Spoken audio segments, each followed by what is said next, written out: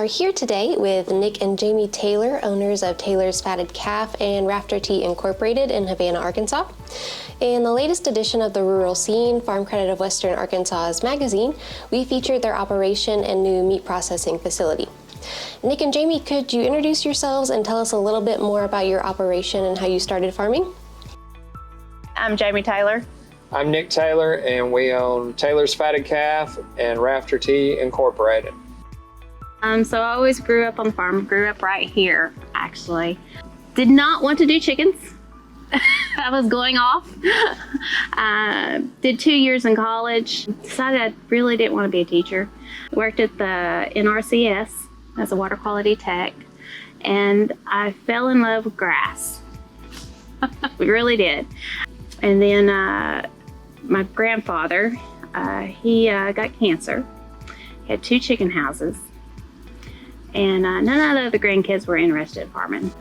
And so I took over the chicken houses when he fell ill, and I fell in love with chickens. So I raised chickens, and I drove a school bus. Did odd jobs on and off after I left the Red water meters with my dad, and so just kind of built from there. Built the 3 chicken houses behind us and the 4, and I was able to come home. And I had a plumbing company. Jamie came home and started in chickens, helping our grandpa, and said, you know, if we built 3 more, we could probably get a hired hand. And we had a really good plumbing business by that time. I was my own plumber at that point, and we built these, and I didn't have much to do with the farm at all. And Jamie and her family ran the farm, and then we went along. We just did more farm stuff, and less plumbing stuff.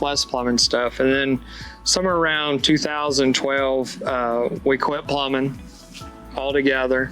We had our new chicken houses at town, and we just devoted everything to farm. So we went from having a backup plan to not having we're professional farmers, and we had to make a go at just being farmers. And so we had to learn a lot of stuff. I tell everybody that asks an answer to a question, and I tell them, I don't know the right answer, but I know 100 ways that did not work for me. Both of our families do not farm like we farm. No, they had outside jobs. And so, you know, we had to learn ways to make money so we could stay home. Weaning cattle, vaccinating your cattle, castration, marketing your cattle, stuff to actually make a living with it. Yeah. And so, and our families were both like, y'all are wasting money. Yeah. You know. That's exactly. They would tell us, you know, you're just wasting money. That's not, you know. We were very fortunate. We were with Farm Bureau and Young Farmer Rancher at that time, so we would get to go to a lot of meetings and got to travel and meet other young farmers. And so that and Farm Bureau puts clinics on, or classes, and all these meetings to go to, breakout sessions. And so we learned and we're like sponges. And then I got to where I like growing grass. Yeah. And so we have decided that, yes, we have cattle, but a cattle is the way to show how good we grow grass. Mm-hmm. And so we market our grass through our cattle. And we have a no-till drill on right now. We're planting ryegrass. We found that is the most money you can make is planting winter annuals. And so all those things, you know, have been a slow build. And then we started backgrounding our own cattle and getting them through the slump of the year where the price is the lowest, and feeding cattle and buying outside cattle and straightening them out, and, you know, all those things. But you know, we had to learn the hardest of the hard ways. And I always tell everybody, the school of hard knocks has the highest tuition, but you don't forget what you learn. Yes, definitely. So when did you have the idea to start a butcher shop, and how did you make that dream happen? He started the feeder steers. And I don't know, good Lord placed something in my heart about a butcher shop. And it's been 5-6 years. I was like, we need a butcher shop. And COVID hit in 2020. And we had taken some cattle to get processed at the millers. We've always used them. Great company. Anyway, we were setting up our next, we're like, when's our next kill date? And they're like, oh, it didn't get scheduled. And we're like, oh, well, okay, let's schedule it. 2 years. And anyway, I told Nicholas, I said, we really need a butcher shop. It's a need. It's a community need. Everybody needs it, because we can't even, cattle that could be used, that still can walk up a ramp, but they can't take them to the sale. We could process that meat and wouldn't be wasted. This has been a community effort. It really has. We have had people come by, swing by, spend a few hours helping build. Yeah. We've had neighbors, they'd come in after work and spend 6 or 7 hours and help throw up some metal. So it has been a loving community that has helped us get it built, because they could see the need also. We built this without having a butcher. We just relied on the Lord that he was going to bring us somebody by, and he brought him by. Mr. Beatty. We are here with Mr. Larry Beatty, also known as Mr. B, the butcher at Taylor's Fatted Calf. Mr. Beatty, could you tell us a little bit about how you came to be the Taylor's butcher? I'm Larry Beatty, and I'm the market manager here at Taylor's Fatted Calf, and been cutting meat for 47 years, and proud to be here doing a service to this community. I had a neighbor that lived by me for the last 20-some years, and a real good friend of mine named Mark Avery. I had left being a neighbor with Mark some 10 years ago, and hadn't seen much from him. He called me about a year ago and told me about this operation going in, wondering if I would be interested. So Mark's a cousin to Nick Taylor, so they had connections, and they was building this project together at the time. And Mark gave me a call one day and asked if I'd come up and meet Nick, and told him, yeah, I believe I'd be interested. So came up and visited with Nick Taylor, fine young Christian family, and just fell in love with them. They was head over heels over my visit, and hired on the spot. Started out with construction of this building. It was just barely started at the time I come along. So I was able to help on 90% of the building. And once it got completed here, say 3 months ago, we started processing beef, hogs, and deer season opened, and we fell right into processing deer. We're available to process any animal out there that anybody might need at any given time. So that's how it all came about, and we're all very happy. Mm-hmm. We're back with the Taylors, and we want to talk a bit about the Arkansas Meat Inspection Act that recently passed. So how do you think that'll affect your meat processing operation? We met with the head of that, and what this will entail is that we can, or even John Doe can, grow their beef and set it up through a state licensed facility that gets inspected as the meat is processed, and it has to be as good or greater than USDA specs, that we can process their beef or ours.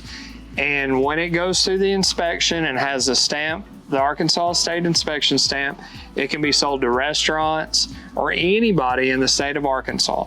So lots of farmers grow beef, and they want to be able to sell their meat legally and cut out all the middlemen. And the meat in the store is so high, and so they want to do this. And so we're working on having this avenue, and we plan to have it done by the first of the year, to where we will be fully in that. So that's a really big deal for Arkansas. And the other good thing about the Arkansas meat inspection, USDA, the customer has to pay for the USDA part of it. with Arkansas, our tax dollars are paying all the fees that are associated with the inspection. And so our tax dollars are actually at work doing for us. And so it's a huge deal, and we're partnering with them on that deal. One thing that Jamie's dream when she wanted to build this, and this was her baby, that she wanted to see our cattle born on our farm fed out all the way to harvest and harvested through our building and be able to be sold legally. Gotcha. What is some of the best advice you have received in your time farming so far? You need to have stuff that makes you money while you're sleeping. Cattle, chicken. This is the first time Nick said, he said, Jamie, do you realize when we start this butcher business that this won't make us money while we're sleeping? He said, this is a hourly. If the door's not open, it's not making anything. He said, you've not done that in a long time. And I was like, okay.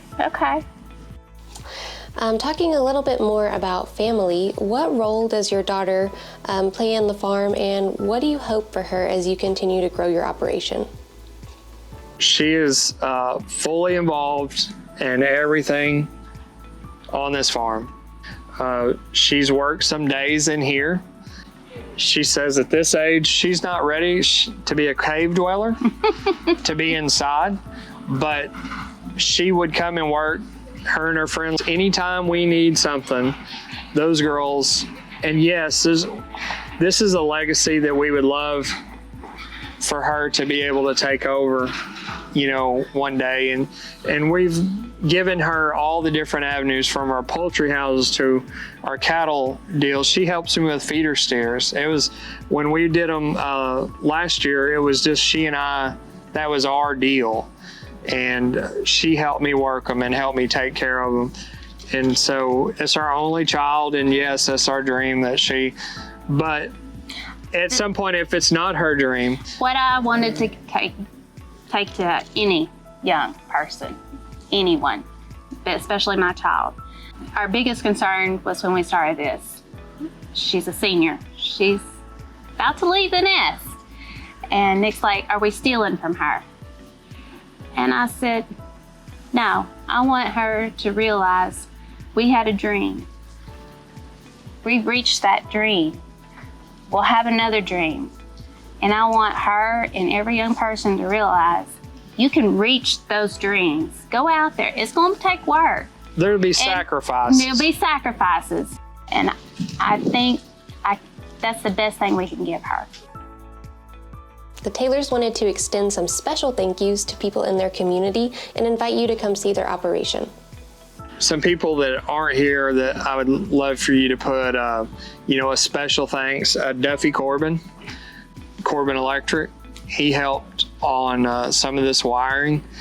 Paul Storts, he donated knowledge and materials, and Leslie Gorman also donated us quite a bit of materials to help push this along. So I want to give them a shout and invite people to come check us out.